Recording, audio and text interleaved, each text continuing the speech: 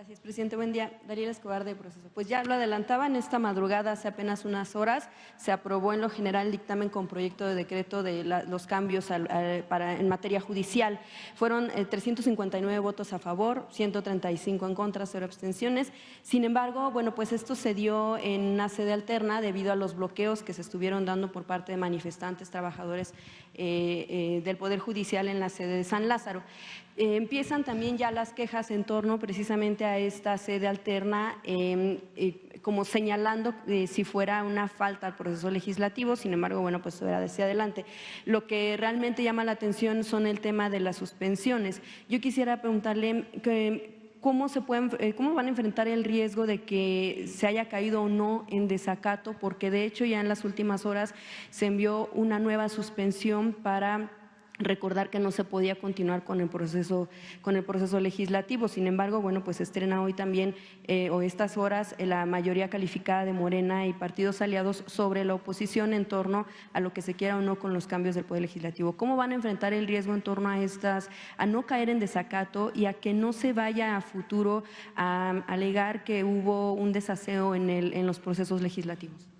Pues es parte de un proceso de transformación, de cambio, que siempre genera inconformidad, reacciones. De ahí viene, repito, la palabra, el término reaccionario. Es que cuando hay una acción transformadora, pues hay una reacción. Entonces, hay un grupo que se opone a la reforma del Poder Judicial y no tienen ningún fundamento, ni moral, ni legal, ni político.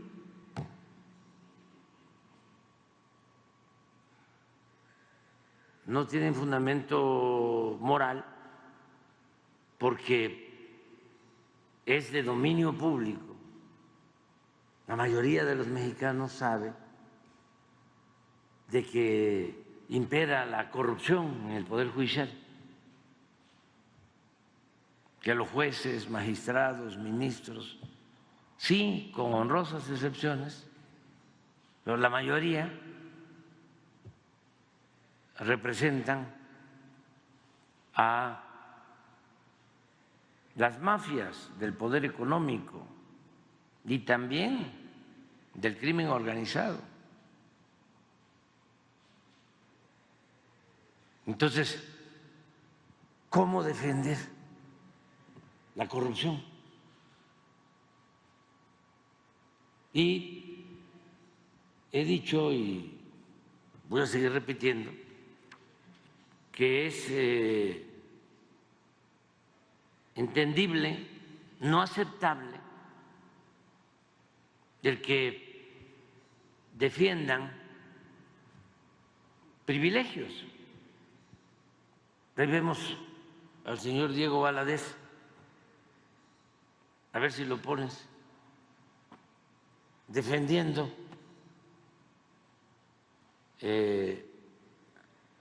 al Poder Judicial. Pues lo entiendo, lo comprendo, porque él pues no fue electo por el pueblo, a él lo nombró Salinas y duró como ministro 7 meses y luego Zedillo le otorga una pensión vitalicia de 250,000 pesos mensuales. Lleva 30 años recibiendo una pensión de 250,000 pesos mensuales. Más, como es famoso, que no quiere decir que sea inteligente o que el ser famoso sea sinónimo de ser honesto, recibe otro tanto de la UNAM, que es de lo más lamentable, nomás tomando en cuenta lo que gana un maestro de asignatura. Él gana también 250 mil pesos mensuales en la UNAM, pero también cobra en la Universidad de Sinaloa. Pero como es eminencia, es miembro del Colegio Nacional y también cobra. Entonces, ¿cómo no va a defender sus intereses? Fingiendo, simulando de que le importa mucho el Estado de Derecho. No, le importa el Estado de chueco, de cohecho. Pero así como él, otros,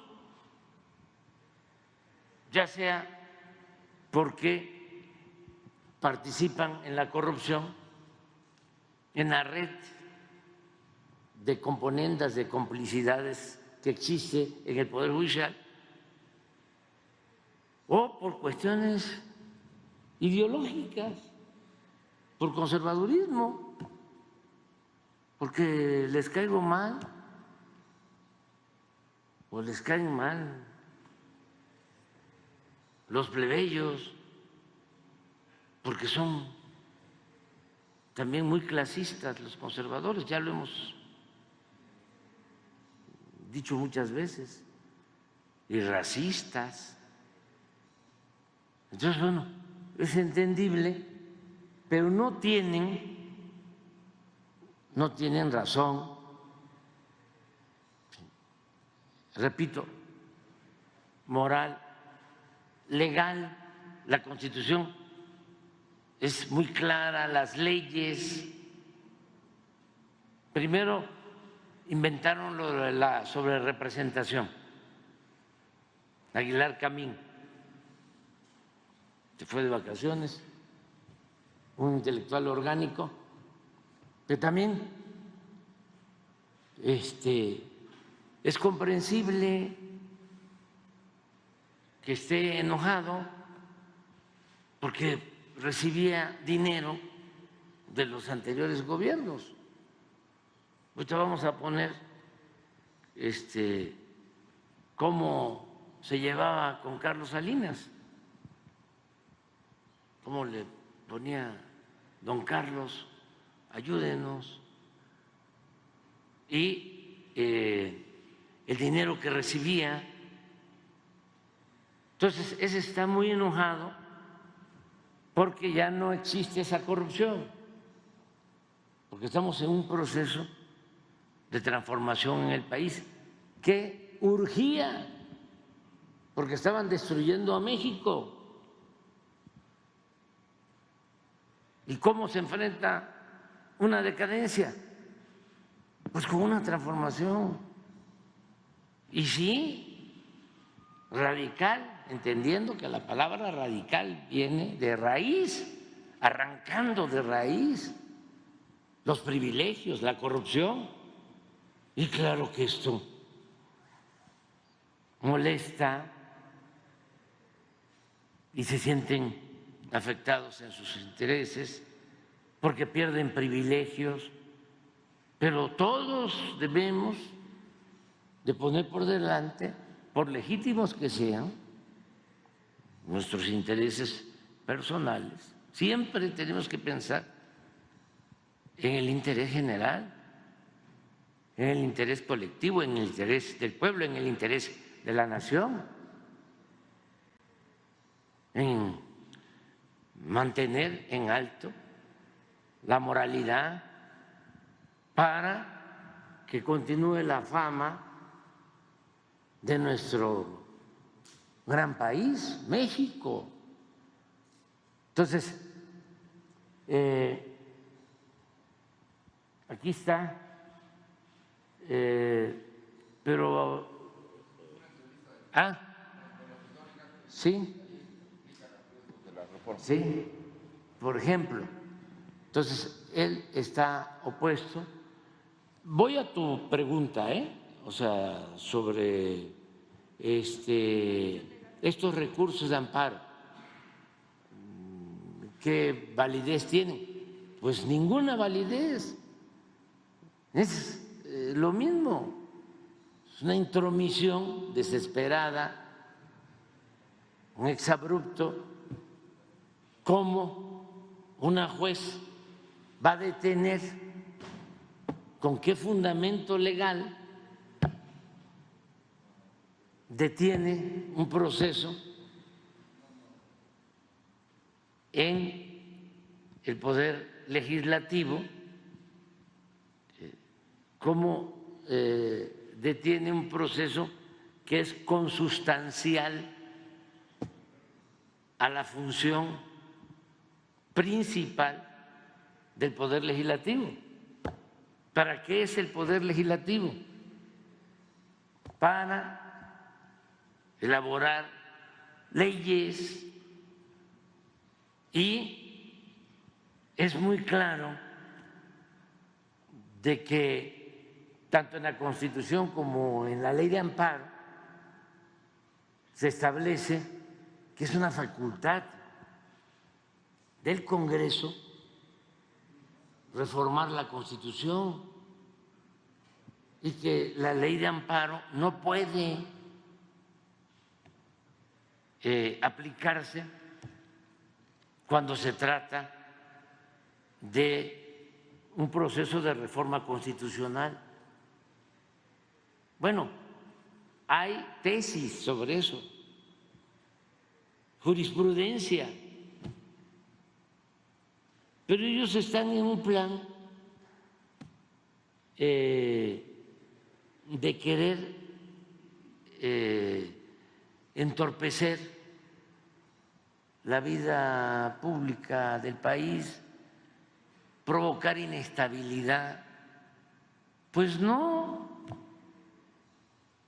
va a suceder nada, no está sucediendo nada, porque el pueblo de México es un pueblo muy consciente, muy politizado. Ayer se manifestaron muy pocos, y qué bien que se manifiesten y que hoy vuelvan, y mañana y pasado. Y ayer, imagínense, los ministros de la Corte deciden ponerse en huelga, también sin ningún fundamento legal. ¿Apoyaría que sea sin remuneración? Con goce de sueldo, porque cuando hay una huelga en una empresa, los trabajadores, después de hacer un procedimiento ante tribunales laborales, presentan un escrito, un emplazamiento a huelga. Hay todo un procedimiento que establece la ley y puede llegarse a una conciliación entre las partes, hay prórrogas, y ya, si no hay opción, pues se declara la huelga, pero a partir de ahí ya no se cobran salarios. ¿Apoyaría, presidente, que Permíteme, se haga es que esto es muy interesante. sin remuneración? Sí, no se cobran los salarios. Tan es así que cuando se levanta la huelga, cuando se llega a un acuerdo, uno de los puntos de la negociación es si se pagan los salarios completos o una parte así es, se sabe. Pero estos señores, que son los principales, deberían ser los principales guardianes, defensores de la Constitución, de las leyes. No hacen nada de eso, sin ningún fundamento legal, y declaran que están en huelga. Yo aquí abro un paréntesis y diría que hasta descansa uno, porque es parte de mi experiencia cuando estuve en la oposición y las cosas eran distintas. Entonces había el bloque PRI-PAN mayoritario. Esto de que cambian la sede, todas las reformas privatizadoras que se aprobaron en el tiempo del periodo neoliberal por el PRI, por el PAN, se aprobaron en sedes alternativas, en Banamex, en la madrugada. Nada más que todo eso se olvida. No vamos a escuchar a Azucena Urestegui hablando de eso, ¿no? O al propio Ciro, López Dóriga, Lore de Mola. No. Eso les olvidó. ¿Cómo aprobaron la llamada reforma educativa? La aprobaron en San Lázaro. No. ¿Cómo aprobaron la reforma privatizadora en materia energética? Lo mismo, una sede alterna. Entonces, nada más que ahora se convirtieron en paladines de la legalidad. De modo que están saliendo muy bien las cosas. Y les decía que cuando estábamos nosotros luchando en favor del pueblo, en contra de esas reformas, que en realidad eran contrarreformas, porque todas esas reformas aprobadas por el PRI y el PAN en el periodo neoliberal, todas fueron en contra del pueblo de México y a favor de una minoría rapaz, los mismos que ahora no quieren estos cambios. Bueno, pues cuando tenían mayoría los conservadores, y era una aplanadora, y nosotros éramos oposición. Recuerdo de que yo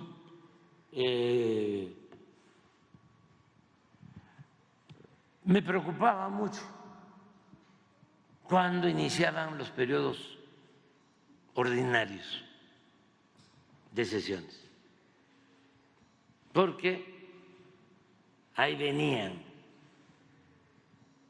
las reformas a la Constitución, todas en contra del pueblo, y descansaba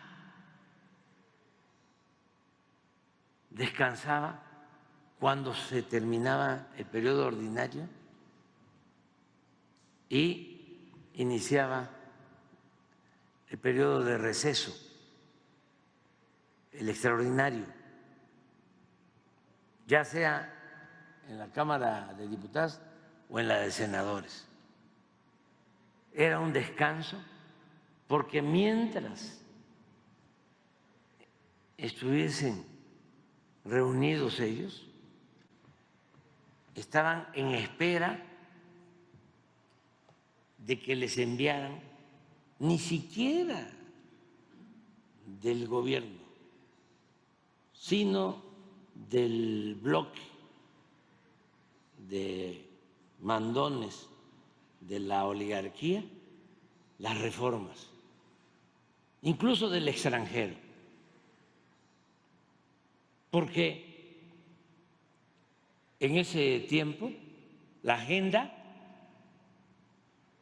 política y la agenda del legislativo ni siquiera se definía en México. Era lo que enviaban los organismos financieros internacionales y que se aplicaba en todos los países del mundo, las llamadas reformas estructurales, la privatización del petróleo, la privatización de la industria eléctrica, la privatización de la educación, la privatización de la salud, el congelamiento de los salarios. Entonces, una corte así, pues cuando menos nos va a dar la tranquilidad, una corte que está en huelga, de que no van a tomar decisiones en contra del pueblo. Y los jueces y los ministros pues ya no van a estar liberando a delincuentes, ni van a estar dándole la razón a los potentados, porque en los hechos, en la realidad, ellos no imparten justicia en beneficio del pueblo. Ellos están defendiendo a los grupos de intereses creados. Entonces, no hay razón para preocuparse. Yo felicito a los legisladores que están buscando limpiar de corrupción el Poder Judicial y que no se olvide de lo que se trata es de que el pueblo elija a jueces, a magistrados, a ministros. ¿Cómo se elige a los presidentes municipales, a los diputados locales, a los gobernadores, a los diputados federales, a los senadores, al presidente? Es lo mismo. Y para que uno pueda ser candidato necesita uno reunir requisitos. A mí me desaforaron porque querían que yo no cumpliera con el requisito de no tener antecedentes penales. Eso era lo que quería Fox y el presidente de la Corte y todos los ministros. Por eso me destituyeron, porque si se tiene antecedentes penales, si se tiene un proceso abierto, no puede uno ser candidato. Inventaron que había yo violado un amparo en la construcción de un camino para comunicar un hospital y que por eso me desaforaron. Pero en el fondo lo que querían era que no apareciera mi nombre en la boleta, y para que no apareciera mi nombre en la boleta tenía yo que estar sujeto a proceso judicial. Entonces, ese era el propósito, ese era el fondo del asunto, esa complicidad entre el Ejecutivo y el Poder Judicial. Ahora lo que se busca es, vamos a que los abogados con requisitos que están establecidos, como se está planteando, pues tienen que ser abogados Imagínense ese muchacho que dice, ¿cómo? Porque es seguramente de familia conservadora y muy clasistas y racistas. Es todo lo que está saliendo, pero qué bueno, para poder reafirmar la grandeza cultural de México.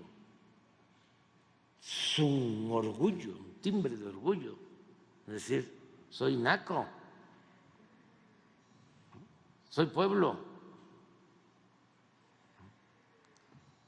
naco de Totonaco, de la gran cultura totonaca,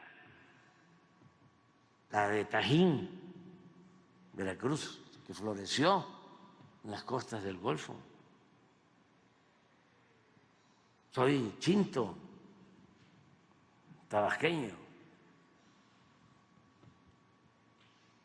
Me siento muy orgulloso de mis raíces indígenas, de lo que tengo culturalmente, de mis antepasados mexicanos. Me siento muy orgulloso de eso. Además, imagínense, grandes culturas, aquí lo vemos, grandes civilizaciones, con todo respeto, y lo decía Vasconcelos, José Vasconcelos, ahí está en su libro, Ulises Criollo, búsquenlo, cuando se peleaban de niños, porque él estuvo allá